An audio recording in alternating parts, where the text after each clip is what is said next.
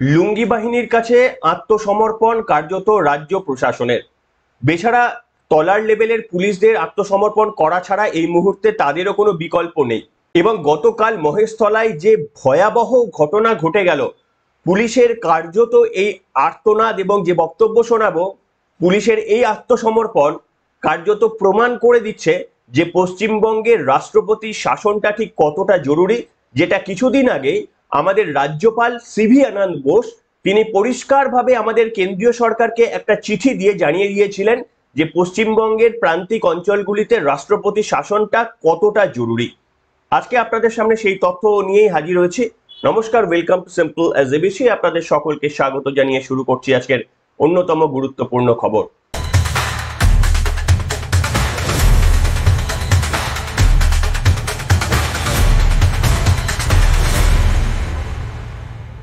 দেখুন, রাষ্ট্রপতির শাসন তখনই প্রশ্ন ওঠে যখন সম্পূর্ণরূপে পুলিশ কাজ করতে পারে না। পুলিশ তখনই কাজ করতে পারে না যখন পুলিশকে যারা নিয়ন্ত্রণ করে কোনো রাজনৈতিক দল বা সেই রাজনৈতিক দলের সর্বোচ্চ নেতা বা নেত্রী, তিনি যখন রাজনৈতিক স্বার্থে মূল্যবোধের বিপরীতে কাজ করেন, সেই সময় কিন্তু অরাজকতা একেবারে সর্বোচ্চভাবে মাথা চাড়া দিয়ে ওঠে। আর পশ্চিমবঙ্গে এখন যেটা চলছে সেটা মাৎসন্যায় ছাড়া আর কিচ্ছু নয়। শুধুমাত্র ভোট ব্যাংকের লোভে অন্যায়কে ন্যায় বলে চালিয়ে দেওয়া, মিথ্যাকে সত্য বলে চালিয়ে দেওয়া, পুলিশকে সঠিক কাজ থেকে বিরত করে সামাজিক একটা বিশৃঙ্খলা সৃষ্টি করার রাজনৈতিক এবং উদ্দেশ্য প্রণোদিত এই প্রয়াস। আমি আপনাদের সামনে এই মুহূর্তে ভাইরাল হয়ে যাওয়া একটা পুলিশের বক্তব্য শোনাবো। গতকাল দুই গোষ্ঠী বলে যে সংঘর্ষের কথা বলা হচ্ছে সেটা মোটেই দুই গোষ্ঠী নয়। তবে হ্যাঁ, সংবাদের স্বার্থে, শান্তি শৃঙ্খলার স্বার্থে কিছু কিছু কথাকে এইভাবেই বক্ত করা হয়, কিন্তু আসলে আপনারা প্রত্যেকেই বুঝতে পারছেন এটা হচ্ছে শান্তি বাহিনীর দাপাদাপি। যে প্রত্যেকটি জায়গায় মোথাবাড়ি থেকে শুরু করে মুর্শিদাবাদ, মালদাহ প্রত্যেকটি জায়গায় শান্তি বাহিনীর দাপাদাপি দেখে এসেছি। সরকারি সম্পত্তি ভাঙচুর থেকে পুলিশ স্টেশনে ভাঙচুর করেও যারা পার পেয়ে যায়। যে মুখ্যমন্ত্রী মমতা বন্দ্যোপাধ্যায় কিছুদিন আগে মুর্শিদাবাদের এই ঘটনা নিয়ে বহিরাগতদের এই কাণ্ড ঘটিয়েছে, এমনকি বাংলাদেশ থেকে কেউ কেউ এসে এই কাণ্ড ঘটিয়েছেন বলে উল্লেখ করলেন, সেই মুখ্যমন্ত্রীর অধীনস্থ পুলিশ প্রশাসন রিপোর্ট দিয়ে বলল না, ওটা স্থানীয়দেরই কাজ, ওটা পড়শিদেরই কাজ। এই অবস্থায় পুলিশের আর্তনাদের একটা বক্তব্য আপনাদের সামনে আমি শোনাবো। এই আর্তনাদের বক্তব্য শুধু একজন পুলিশ নয়, দু তিনজনের আর্তনাদের বক্তব্য। তারা বলছেন যে আমরা অসহায়, জীবন মরণের লড়াই, তার কারণ উল্টো দিকে অনেকে ছিল।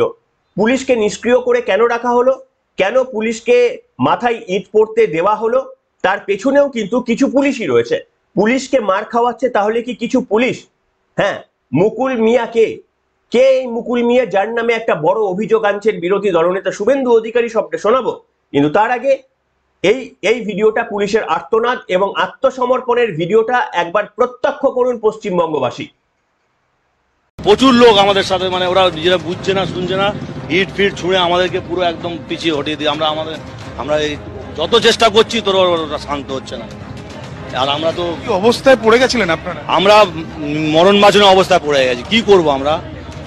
আমরা যতটা পেরেছি লড়েছি। আমাদের একজন ডিসি সাহেব আহত হয়েছে, সার্জেন্ট সাহেব আহত হয়েছে, আমাদের একটা লেডি কনস্টেবল, এই লেডি একটা কেএইচজি, ওনার মাথায় ইট পড়েছে। হ্যাঁ, আরো অনেক ঘটনা হয়ে গেছে। এই সবগুলো দেখছেন কি অবস্থা। অনেকক্ষণ আপনারা কি অবস্থায় রয়েছেন? আপনারা এখানে কাজ করতে, আপনার মাথায় পড়েছে? আমার মাথায় ইট পড়েছে। নিচ থেকে যেতে গেছি, পালাতে গেছে, সেই সময় ওরা যেখানে সেখানে পাগলের মতো ইট ছুটছে। ওরা প্রচুর লোক আমাদের। শুনলেন, পুলিশ যদি আত্মসমর্পণ করে সেখানে সাধারণ মানুষের কি অবস্থা হতে পারে একবার কল্পনা করে সকলেই দেখুন।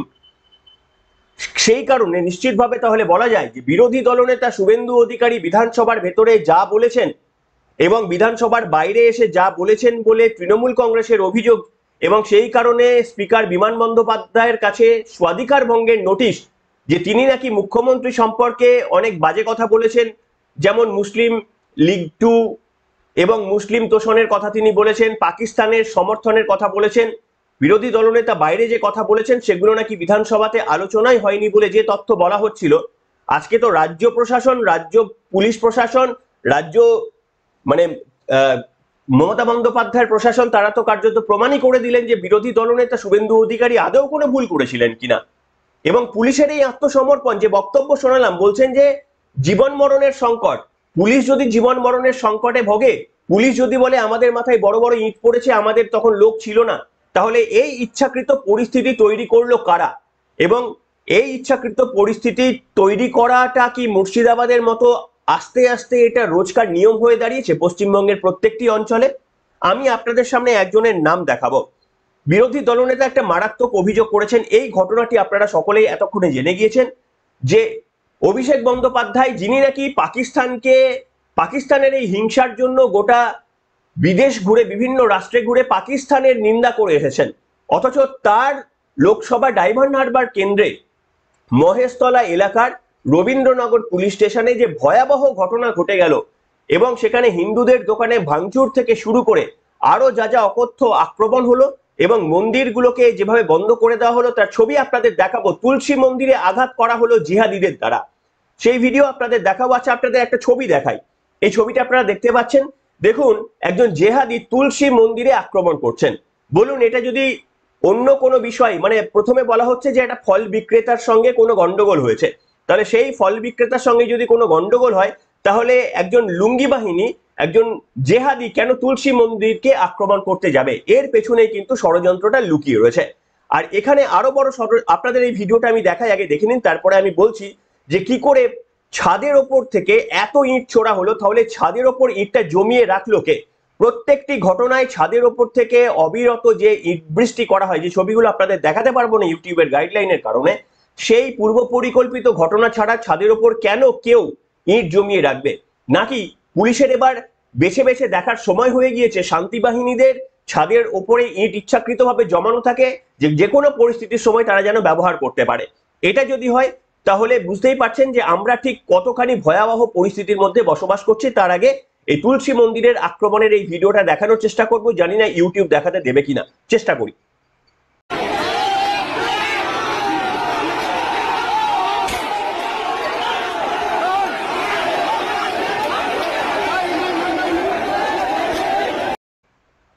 জানি না দেখাতে পারলাম কিনা, ইউটিউবের গাইডলাইনের জন্য আমাকে ডিলিট করতে হয়েছে কিনা আমি বলতে পারবো না। যদি দেখে থাকেন ভালো।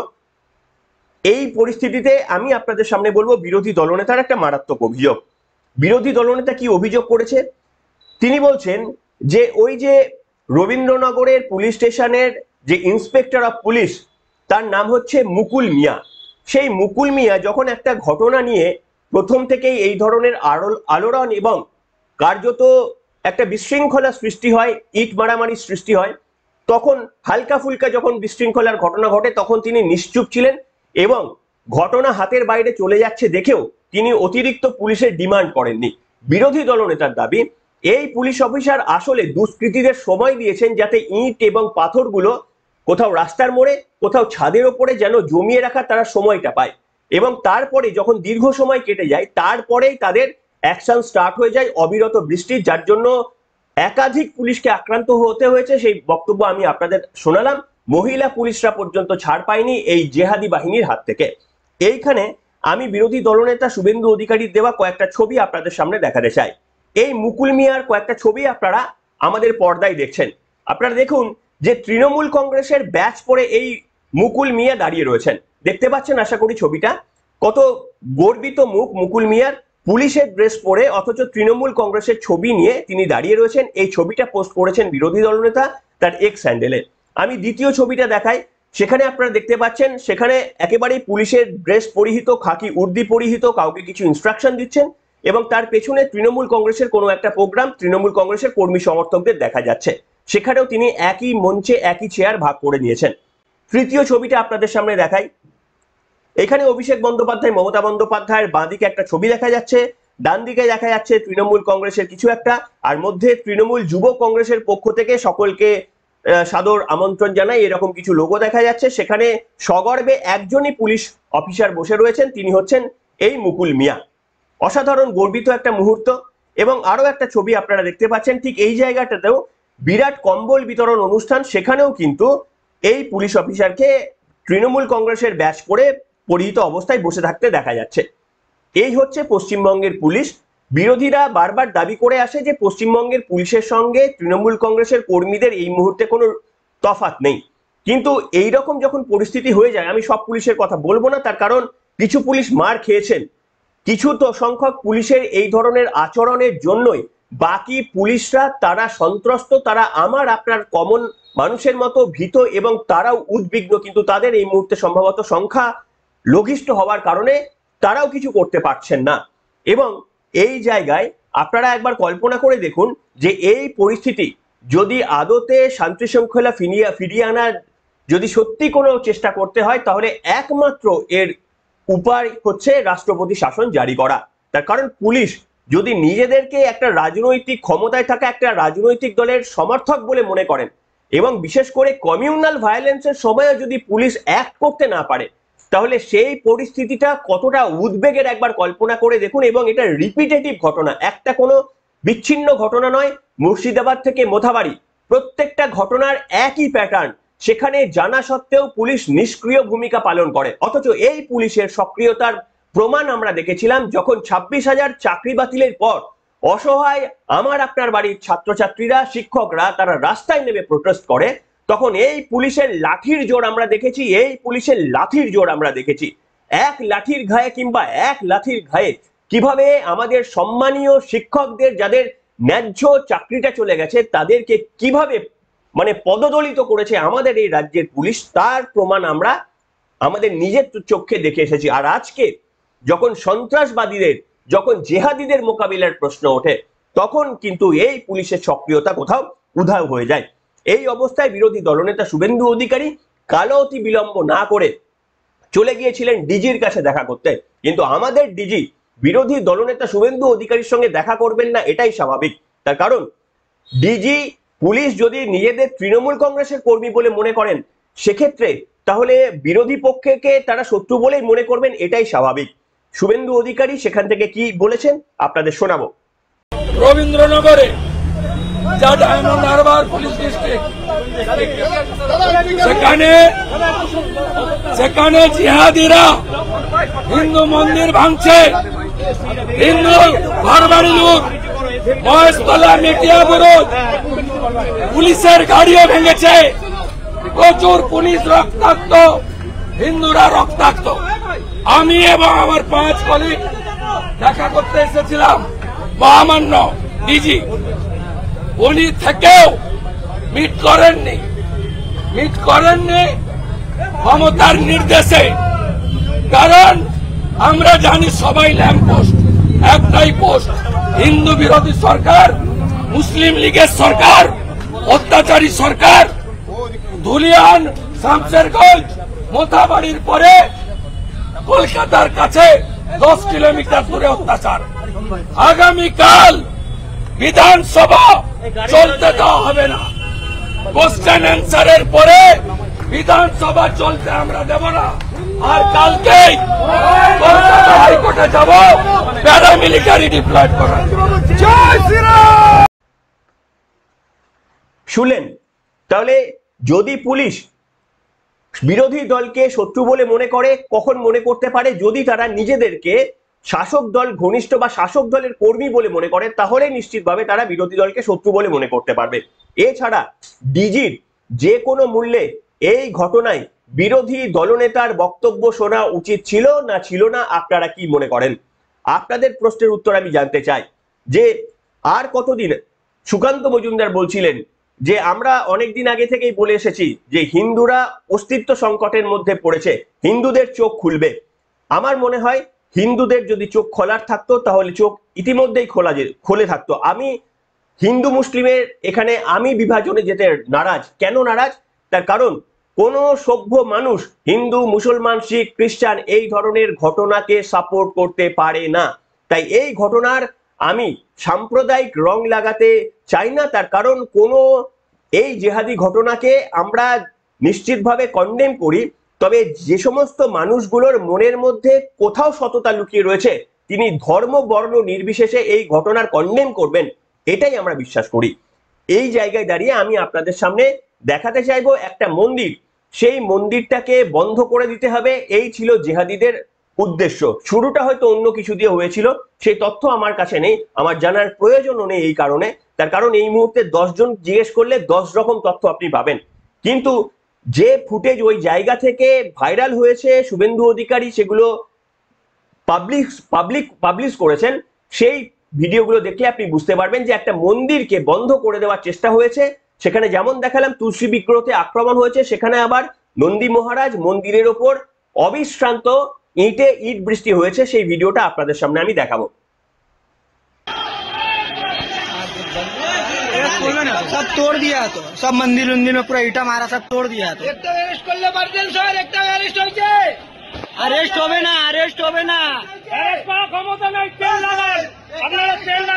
এটা রবীন্দ্রনগর থানা, এটা রবীন্দ্রনগর থানা। হ্যাঁ, এটা রবীন্দ্রনগর থানা। রক্ত স্যার কি করেছেন স্যার, দেখুন পুরা পিছে পুরা স্যার দেখুন কি করেছে। কইছো এই কি অবস্থা স্যার, দেখে নিন এরা কি অবস্থা করেছে। এটা রবীন্দ্রনগর থানা। দেখলেন, অর্থাৎ এই ধরনের অনবরত ঘটনা। আপনারা বলুন যে যদি কোনো একটা ঘটনা ঘটে থাকে যে কোনো ফল বিক্রি সংক্রান্ত, আমি যেটুকু জানতে পেরেছি যে ওই জায়গায় মন্দির চত্বরে কোথাও একটা ব্যবসা বা দোকান নিয়ে বা সেই জায়গা দখল নিয়ে একটা প্রথমে সংঘাত শুরু হয়। সেই সংঘাতটা কিভাবে একটা এইভাবে গোষ্ঠী দ্বন্দ্বের মধ্যে চলে গেল, তাহলে কি এটা পূর্ব পরিকল্পিত? এবং আমরা জানি যে অনেকেই কিন্তু এই ধরনের ঘটনায় তারা সংঘবদ্ধ হয়ে যান ধর্মের নাম দিয়ে। অনেক স্বার্থপর মানুষ নিজেকে বাঁচানোর জন্য, নিজের প্রপার্টিকে বাঁচানোর জন্য তারা ধর্মের দোহাই দিয়ে বাকি সকলকে এক কাট্টা করে ফেলেন। এবং অনেক মানুষ আর রয়েছে যারা এক কাট্টা হতে ভালোবাসেন। আর আপনারা যদি একটু খেয়াল করে দেখেন, বিগত 4 থেকে 5 বছরে পশ্চিমবঙ্গের সাধারণ মানুষের আমার আপনার সম্পত্তিকে কিভাবে ভাঙচুর করেছে এইভাবে সন্ত্রাসবাদীরা, আমাদের এই সমাজে বসবাসকারী একদল সন্ত্রাসবাদীরা, তার হিসাব যদি টাকার হিসাবে করেন সেটা আপনারা চমকে যাবেন। এত কিছু জানার পরেও রাজ্যের মুখ্যমন্ত্রী চুপ। তিনি বলছেন, গতকাল বিধানসভায় বলেছেন যে আমি এত বছর রাজনীতি করলাম, আমাকে বলা হচ্ছে নাকি আমি মুসলিম লীগ 2 নেত্রী, আমাকে বলা হচ্ছে নাকি আমি বাংলাদেশের সমর্থন করি, আমাকে এত সব কথা শোনানো হচ্ছে। আচ্ছা, আপনারা বিচার করে দেখুন, মুখ্যমন্ত্রী মমতা বন্দ্যোপাধ্যায় এই যে ভাবমূর্তি আজকে রাজ্যে তৈরি হয়ে গিয়েছে, এই ভাবমূর্তি তৈরির পেছনে সব থেকে বেশি দায়ী কে ছিলেন? আমি আরো একবার মুখ্যমন্ত্রীর এই বক্তব্যটা শোনাবো। বলেছে আমি নাকি হিন্দু ধর্মকে তাচ্ছিল্য করি আর আমি মুসলিম লীগ করি। আমাকে এই জীবনে এসেও শুনতে হবে এত সংগ্রাম করার পর যে জম্মু কাশ্মীরের টেরোরিস্টদের সাথে আমার সম্পর্ক আর বাংলাদেশের সাথে টেরোরিস্টদের সাথে আমার সম্পর্ক। আমি স্পিকার স্যার বাংলার মানুষকে বলবো, যদি প্রমাণ করতে পারেন একদিনে মুখ্যমন্ত্রী ছেড়ে দিয়ে চলে যাব। আমাকে বলেছে শুনলেন মুখ্যমন্ত্রীর এই বক্তব্য, মুখ্যমন্ত্রীর এই ভাবমূর্তি, মুখ্যমন্ত্রীর এই হতাশার পেছনে আসলে দায়ী কে? তিনি কি নিজেই দায়ী নন? তার কারণ আপনারা বিভিন্ন ক্ষেত্রে দেখবেন, আমি আর ডিটেলে যাচ্ছি না, এই যে ওবিসি সংক্রান্ত যে রিপোর্ট জমা পড়েছে, সেই ওবিসি সংক্রান্ত রিপোর্টে বেশিরভাগ মুসলমানদের তাদেরকে ওবিসি আওতায় নিয়ে চলে আসার একটা সুকৌশল ব্যবহার করেছে মমতা বন্দ্যোপাধ্যায় সরকার। যদিও এইটা সুপ্রিম কোর্টে খারিজ হয়ে গিয়েছিল, তাও আবার নতুন করে সার্ভের নামে যে রিপোর্টটা প্রকাশ্যে এসেছে, শুভেন্দু অধিকারী যে তথ্য তুলে ধরেছেন, সেখান থেকে অন্তত 50%-এর বেশি, অর্থাৎ 60 to 70%, কোথাও 80% বা তার বেশি মুসলিম মানুষদের সেখানে কিন্তু তাদেরকে ওবিসি সংরক্ষণ কোটায় তাদেরকে সুযোগ করিয়ে দেওয়া হয়েছে। এবার যদি দেখুন, কোনো মানুষ যদি আমি বিনা মতলবেই যে কোনো বেশ কিছু সুযোগ সুবিধা পেতে থাকি, ক্রমাগত আমি সুযোগ সুবিধা পেতে থাকি, তাহলে খুব ভালোভাবেই আমি সেই দলকে সমর্থন করব, সেই সরকারকে সমর্থন করব। আর যারা ডিপ্রাইভ হতেই থাকবেন, ক্রমাগত ডিপ্রাইভ হতেই থাকবেন, তাদের মধ্যে হতাশা বাড়বে, তাদের মধ্যে হতাশা বাড়তে বাড়তে আর আজকের দিনে এই মুখ্যমন্ত্রীকে যে ধরনের বক্তব্য বলাতে তিনি উদ্বিগ্ন বা তিনি হতাশাগ্রস্ত, সেই ধরনের বক্তব্যগুলো আনওয়ান্টেড হলেও বেরিয়ে আসছে। আপনারা লিখে জানান যে এই যে সুকান্ত মজুমদাররা বলছেন হিন্দু একজোট হবে, আদেও কি একজোট হবে, নাকি আমাদের পরিণতি ওই বাংলাদেশের মতো হতে হতে তারপরে যখন আমাদের সংখ্যা কার্যত শিফট হয়ে যাবে, কার্যত যখন 50%-এর নিচে নেমে আসবে, তারপরে আমরা জাগ্রত হব।